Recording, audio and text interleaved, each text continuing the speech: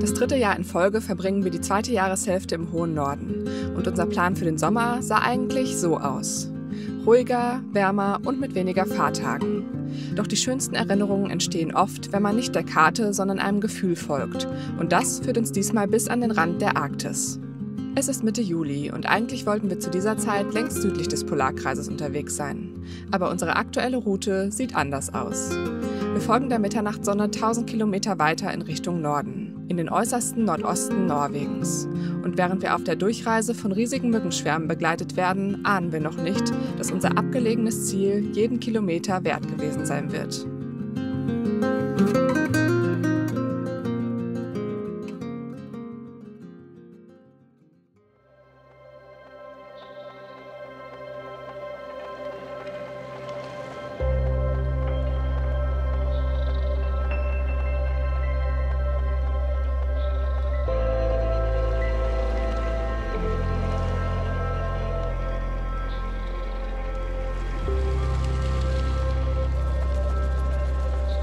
Obwohl zwischen dem Ende des letzten Videos und heute nur wenige Tage liegen, sind wir mittlerweile fast 900 Kilometer weiter in den Norden gefahren. Wir stehen hier vor den Toren der Varanger Halbinsel und sind dementsprechend auch gar nicht mehr in Schweden, sondern in Norwegen. Den Weg hierher haben wir euch erspart, denn der war relativ unspektakulär. Wir sind eigentlich ziemlich lange einfach nur geradeaus gefahren, haben ein Stück Finnland durchquert und sind dann entlang der norwegisch-finnischen Grenze nordwärts gefahren. Was es zu erleben gab, war gar nicht so viel. Wir sind eigentlich nicht ausgestiegen, weil 1 Million Moskitos um uns herum waren, die es nachts sogar durch unsere geschlossenen Fenster ins Auto geschafft haben. Dementsprechend sind wir den schnellstmöglichen Weg gefahren, haben die Kameras beiseite gelassen und starten jetzt unseren Roadtrip über die Insel. Im äußersten Nordosten Norwegens, weit über dem Polarkreis, liegt die Varanger Halbinsel. Umgeben von der rauen Barentssee trifft hier arktische Tundra auf schroffe Klippen und abgelegene Fischerdörfer. Ein einzigartiger Lebensraum für Mensch und Tier, der unter anderem Brutstätte für zahlreiche Vogelarten bietet. Erst einmal im hohen Norden angekommen, ist die Anreise auf die Halbinsel denkbar einfach. Über die Brücke Tanabro geht es zunächst einige Kilometer in den Ort Varangerbotn. Von dort führt die nördlichste Landschaftsroute Norwegens 160 Kilometer durch die arktische Weite. Wir sind zurück am Meer und das fühlt sich nach den mückengeplagten Tagen im Inland gerade richtig gut an. Nach einem ersten Abstecher zur malerisch gelegenen Nessebykirke steuern wir für die erste Nacht einen Schotterplatz am Straßenrand an, um dort am nächsten Tag unseren Roadtrip über die Halbinsel zu starten. Und schon während wir die nähere Umgebung unseres Stellplatzes erkunden, spüren wir, dieser Ort hält ganz besondere Erlebnisse für uns bereit.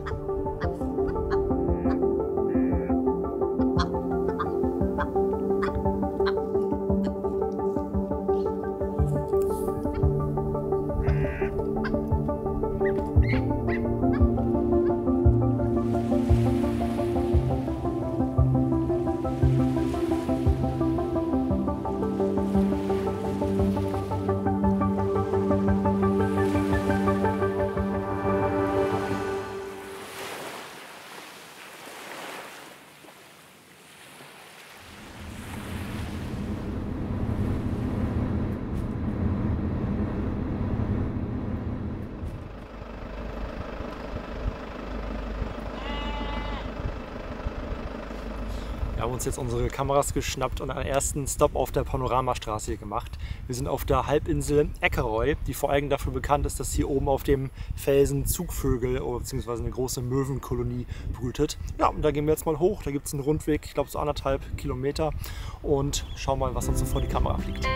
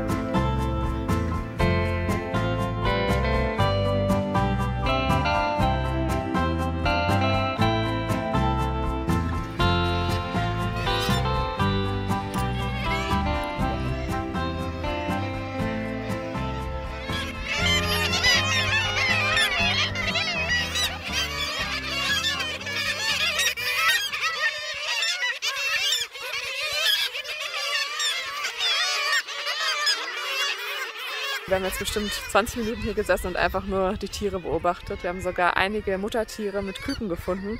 Finde ich total besonders. Sind die sogar relativ dicht am Wegesrand, direkt in der Klippe und lassen sich auch nicht aus der Ruhe bringen von diesem Getöse um sie herum. Generell finde ich es gerade voll witzig zu beobachten, wie territorial die Möwen auch sind. Also immer, wenn welche angeflogen kommen und sich dann quasi in die Nähe der anderen Tiere setzen, rasten die völlig aus und protestieren lautstark. Es ist echt witzig, was man da so beobachten kann, wenn man mal ein bisschen länger hinschaut.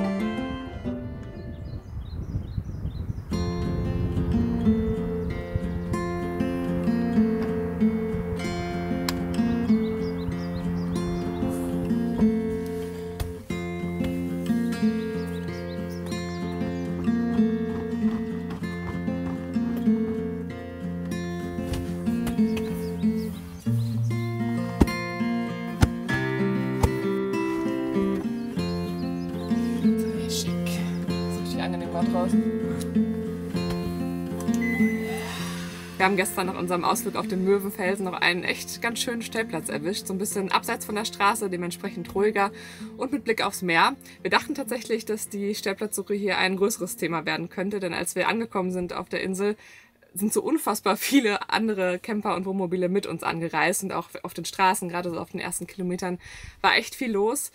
Hat uns ehrlicherweise auch erst so ein bisschen überrascht, weil man hier schon wirklich sehr, sehr weit vom Schuss ist. Aber naja, nur weil für uns aus Deutschland die Anreise weit ist, heißt das natürlich nicht, dass das für alle gilt. Und hier sind auch wirklich viele Finnen und Norweger unterwegs, die natürlich entsprechend schneller hier oben sind und vielleicht auch gerade gute Gründe haben, aus den Mückenhochburgen im Inland zu flüchten. Von daher ist hier für Varanger Verhältnisse wahrscheinlich gerade auch absolute Hochsaison. Aber es verteilt sich halt wirklich ganz gut. Also wir sind da echt optimistisch, dass wir zu egal welcher Uhrzeit immer noch irgendwo einen Stellplatz finden. Und das, ja, ihr kennt das bestimmt auch, ist auf jeden Fall immer ein gutes Gefühl, wenn man nicht hinten raus so einen Zeitstress hat und einfach die Orte, die man sieht, auch genießen kann und dann einfach irgendwo fündig wird. Ja, das ist echt ganz entspannt. Deswegen haben wir jetzt auch entschieden, unseren Rhythmus so ein bisschen nach hinten zu verschieben. Wir haben hier oben ja immer noch so knapp 2 Wochen Mitternachtssonne. Deswegen haben wir jetzt gedacht, wir machen es einfach andersrum, nutzen den Vormittag immer eher nochmal zum Arbeiten, machen heute jetzt gerade noch einen Reiseplanungscall und fahren dementsprechend dann erst nachmittags weiter die Highlights an. Und ja, das machen wir jetzt, packen zusammen und dann geht's weiter über die Insel. Let's go!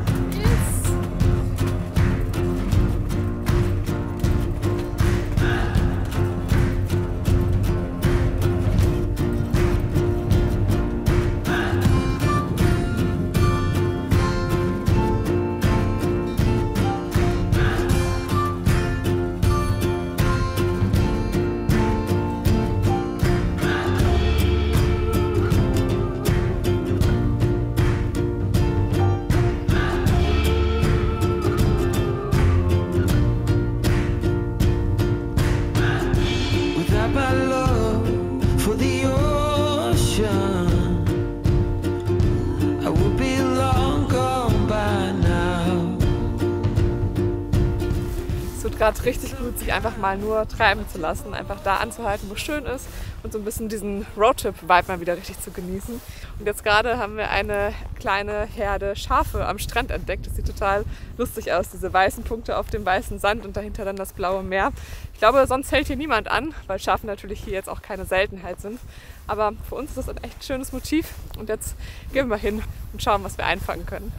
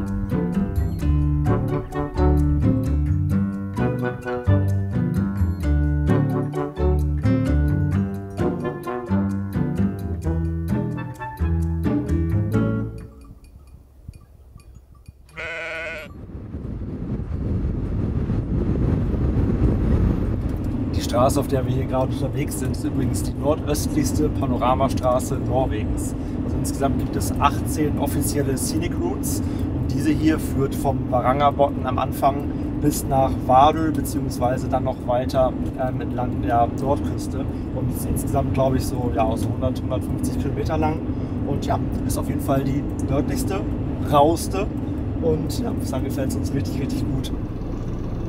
Ja. Das ist vom Timing nicht so optimal. Grünes Licht. Guck mal, frisch vor uns gewalzt. Darf ich jetzt runter? Geradeaus? Ich denke mal da, wo die Walze nicht ist. Oder? Wir sind auf dem Weg nach Vardø, der ältesten Stadt Nordnorwegens und der einzigen in der arktischen Klimazone.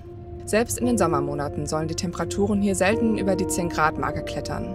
Dasselbe gilt, zumindest gefühlt, auch für das kleine Fischerdorf Kiberg, das etwa 10 Kilometer südlich von Vardø den östlichsten Punkt des norwegischen Festlands markiert.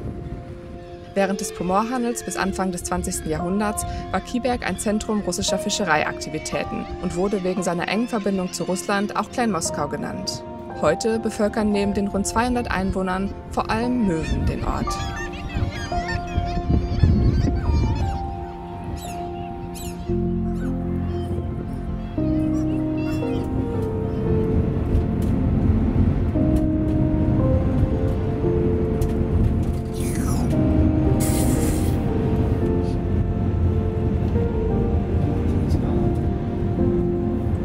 Welcome to Vardø. Wir haben es jetzt auf die Halbinsel Vardø geschafft. Das Wetter ist extrem umgeschwungen nochmal. Vorhin war es ja so richtig krass sonnig. Jetzt ist es extrem stürmisch. Und so langsam kommt der Hunger. Deswegen machen wir uns jetzt Burger. Wir stehen hier direkt gegenüber von einem, ja, glaube ich, dem bekanntesten oder einem der besondersten Orte hier auf dieser Insel. Essen erstmal eine Kleinigkeit. Schauen mal, wie das Wetter sich entwickelt. Und wenn es nachher passt, gehen wir nochmal raus und machen noch ein paar Fotos. Nachdem die Veggie-Burger-Patties in Skandinavien immer unverhältnismäßig teuer sind, machen wir sie mittlerweile selbst. Oder versuchen es zumindest. Lösen wir dieses Problem schon.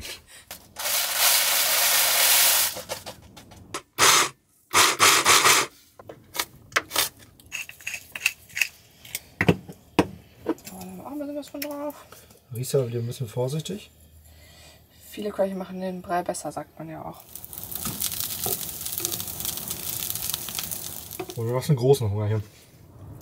Den habe ich mittlerweile, Ja. wenn wir nur gefrühstückt haben. Stimmt. Das ist der Nachteil vom späten Losfahren, dass man dann irgendwie die Mahlzeiten vergisst. Auf einen Kampf. Ich wünsche Ihnen viel Erfolg. Herzlichen Dank.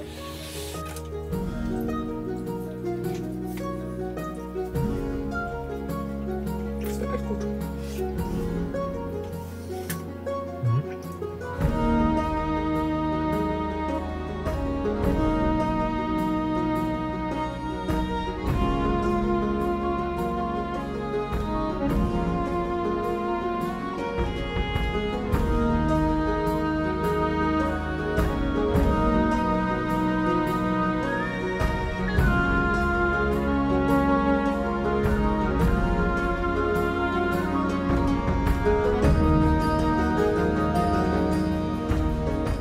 Was auf den ersten Blick aussieht wie ein gestrandetes Geisterschiff und auf den zweiten an ein Walskelett erinnert, ist im Grunde beides. Eine hybride Gestalt aus Mythos und Wikingerkultur.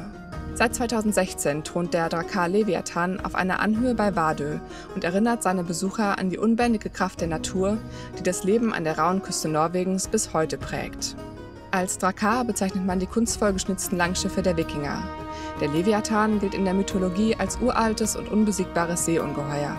Im Drakar Leviathan verschmelzen diese beiden Elemente zu einer beeindruckenden Kunstinstallation.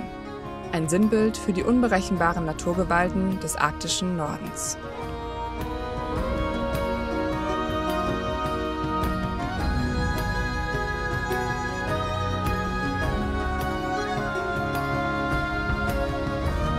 Wir sind gerade echt richtig froh, dass das Wetter einmal den Umschwung gemacht hat, weil mit dieser richtig krass windigen, rauen und dunklen Atmosphäre kommt das noch so viel besser zur Geltung, als es das heute Vormittag bei Sonnenschein getan hätte.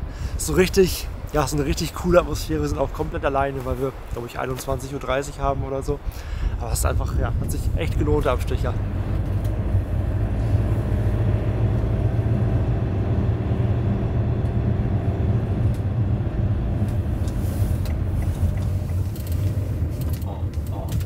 Wir haben jetzt den letzten Platz hier oben auf der Spitze ergattert. Wir haben uns schon fast gedacht, dass es ein bisschen voller ist. Zum einen, weil wir natürlich relativ spät dran sind und zum anderen, weil hier die Touren starten, die auf die kleine Vogelinsel Hornøya direkt gegenüber starten. Dort gibt es nämlich zur aktuellen Zeit eine Puffin-Kolonie, immer von April bis August. Und es lockt natürlich jede Menge interessierte Leute hier an.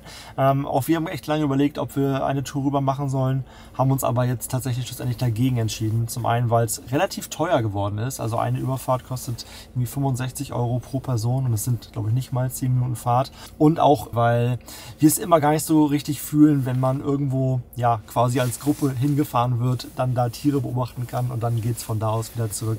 Wir mögen irgendwie so dieses Überraschende und hinter einer Ecke sieht man ein Tier oder auch nicht und dieses Suchen danach.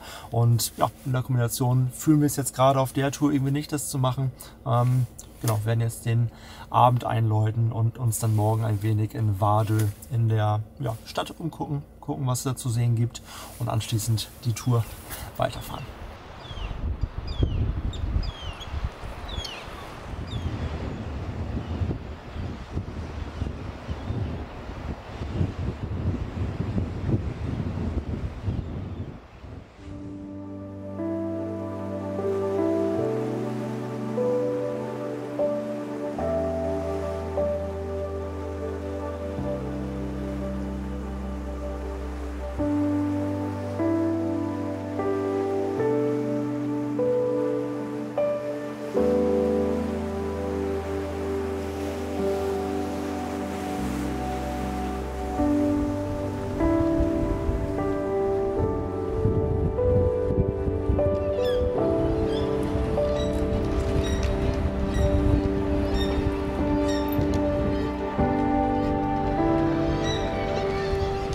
Wirkt es hier, als hätten die Möwen die Stadt erobert. Sehr viel Leerstand, sehr viele kaputte Häuser, kaputte Scheiben.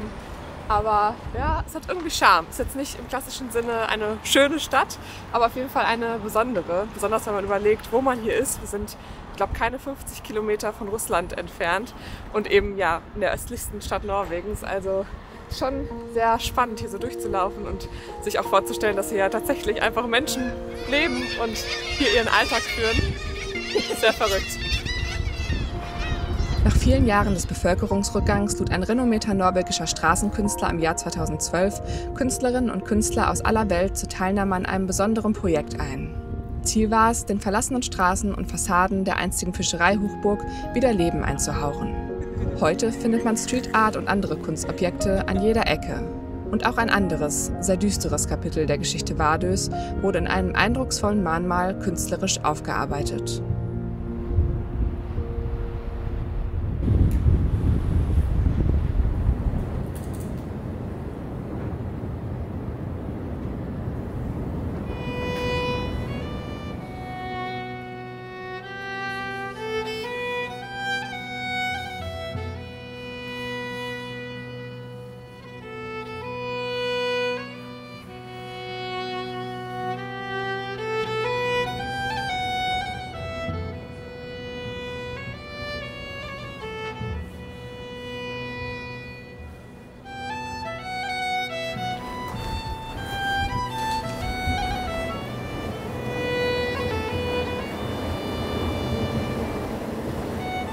Wow, das war jetzt echt nochmal ein richtig beeindruckendes Erlebnis. Das Ganze hier ist eine Kunstinstallation, die an die Hexenverbrennung erinnern soll, die hier im 17. Jahrhundert praktiziert wurde.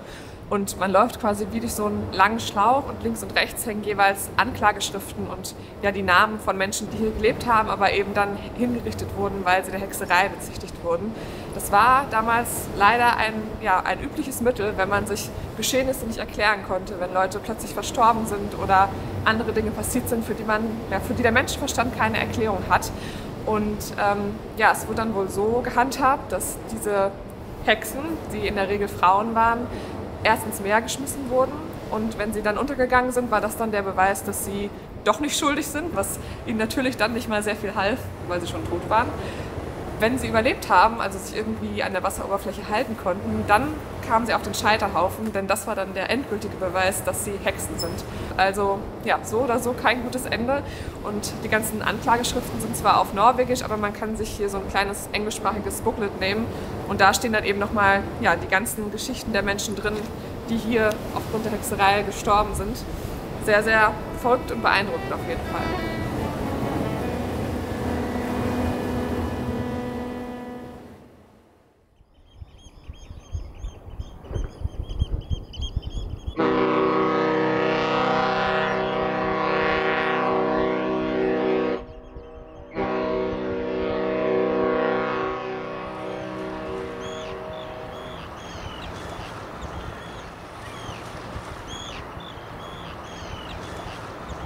Ich dachte gerade, ich schnapp mir mal das Tele und guck mal, ob ich drüben auf die Insel gucken kann, wenn wir nicht rüberfahren. Und tatsächlich schwimmen überall zwischen der Insel und dem Stellplatz hier im Meer Puffins und jagen Fische. Richtig verrückt. Also ich habe es echt gar nicht wahrgenommen. Ich dachte erst, es wären alles einfach nur Möwen. Und tatsächlich sind überall einzelne Puffins gar nicht so leicht einzufangen. Aber ja, man kann sich einfach vom Festland beobachten. Und es gab sogar einen Moment, in dem ich einen Puffin versucht habe zu fokussieren. Und auf einmal ist ein Ziel, also eine Robbe, genau daneben aufgetaucht. Mal gucken, ob es eingefangen bekommen hat. Und dann blenden wir es euch auf jeden Fall ein. Richtig cool. Da lohnt sich auf jeden Fall dieses riesige Objektiv, was wir teilweise wochenlang nicht aus unserem Hocker holen. Voll. Aber das ist auch so die Freude über das Überraschungsglück. Ja, so, das genau. ist genauso dieses nicht erwartet, dass da was ist und auf einmal, cool, was sind Puffins. Richtig gut. Voll schön. Mega, hat sich gelohnt, hier noch eine Nacht zu bleiben. Absolut.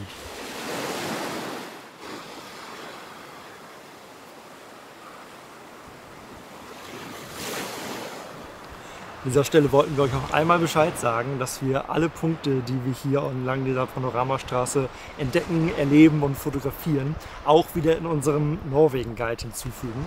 Und für all diejenigen, die unseren Guide vielleicht noch nicht kennen, das ist im Prinzip eine interaktive Karte, in der wir ja eigentlich alle Highlights, Wanderungen, Sehenswürdigkeiten, Fotospots und auch Wildlife-Sichtungen unserer bisherigen Norwegen-Reisen zusammengefasst haben. Das sind, glaube ich, mittlerweile über 270 Routenpunkte, auf die ihr sowohl vom Handy als auch vom Desktop zugreifen könnt. Wenn ihr also in naher Zukunft eine Reise nach Norwegen planen solltet und auch auf der Suche nach ein wenig Inspiration seid, schaut doch gerne meine Videobeschreibung, dort haben wir euch alle Informationen zum Guide hinzugefügt.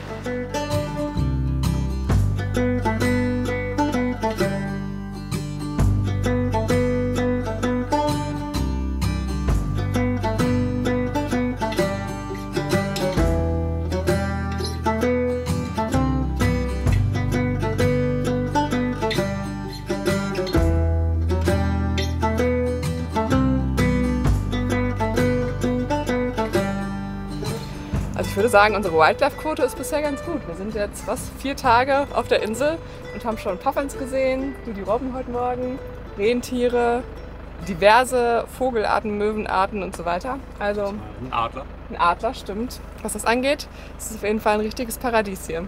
Vor allem die Strecke, die wir jetzt starten von Wade Richtung Hamningberg. Wir sind, glaube ich, jetzt wie viel gefahren? 1 Kilometer oder 2? Und ich glaube, wir halten ungefähr alle 50 Meter an, weil da Rentiere sind und hier und auf der Seite. Und liegen sie da am Strand und da in der Grube. Und das ist richtig cool. Wir waren schon fast ein bisschen traurig, weil wir jetzt auf der ersten Etappe des Roadtrips noch gar keine gesehen haben. Aber ich glaube, hier ist jetzt die Area. Und wir wissen gar nicht, wo wir zuerst hingucken sollen. Richtig cool.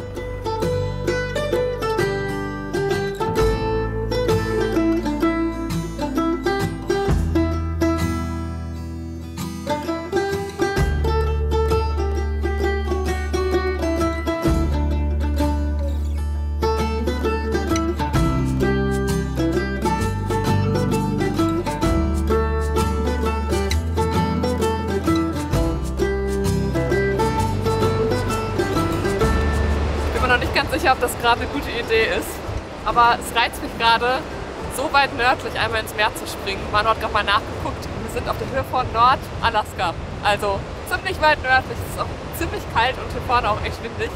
Von daher mal schauen, drück mir die Daumen, dass ich es einmal kurz reinschaffe.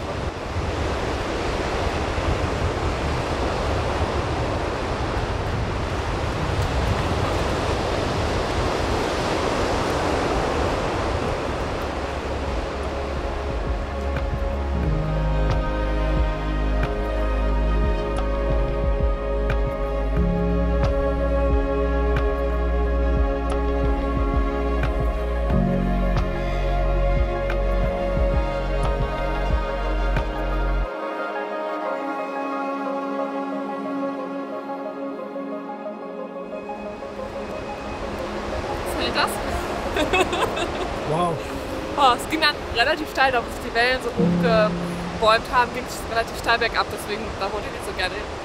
Aber ich war drin, leider der Poncho auch. Oh nein, von oben sah es ja kalt aus. Ja, war auch kalt, aber You made it. I made it.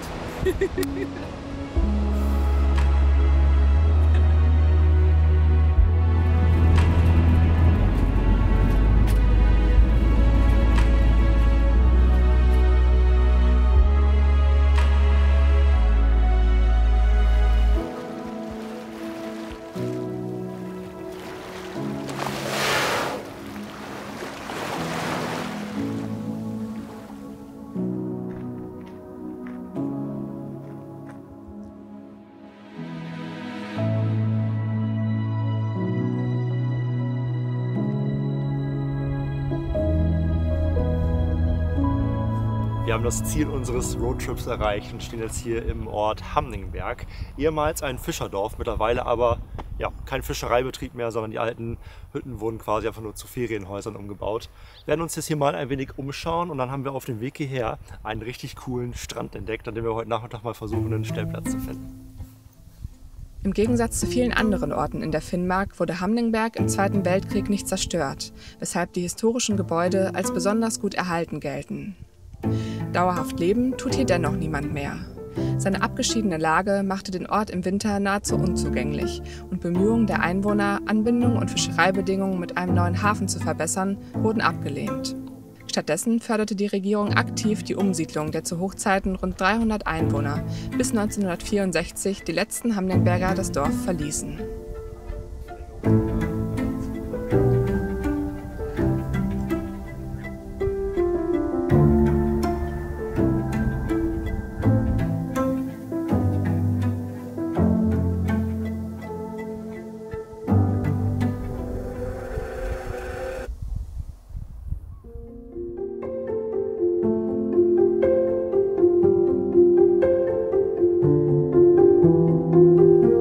Unser Roadtrip über die nördlichste Landschaftsroute Norwegens endet an einem Stellplatz, der kaum idyllischer sein könnte.